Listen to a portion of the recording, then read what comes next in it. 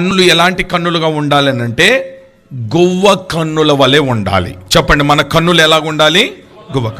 గువ్వ కన్నులు అంటే అర్థం ఏంటంటే, చూడమ్మా, ఎప్పుడు దాని కంటి నిండా ఏముంటుందంటే నీళ్ళుంటుంది.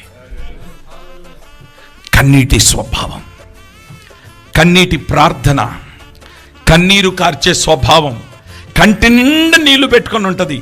ఇప్పుడు ప్రభు ఏమంటున్నాడంటే, నీవు గువ్వవైతే నీ కంటి నిండా ఎల్లప్పుడూ నీళ్ళు ఉండాలి. స్తోత్రం చెప్పండి ఒకసారి గట్టిగా.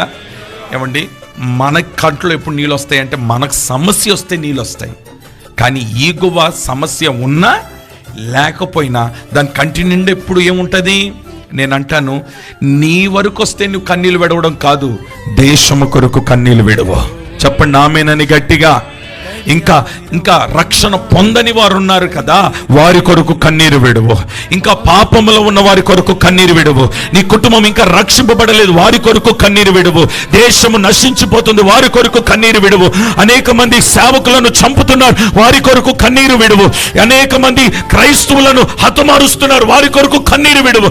దుష్ట మృగము చేతుల నుండి గువ్వలు తప్పించబడినట్లుగా నీ కళ్ళలో ఎప్పుడు కన్నీరు ఉండాలి.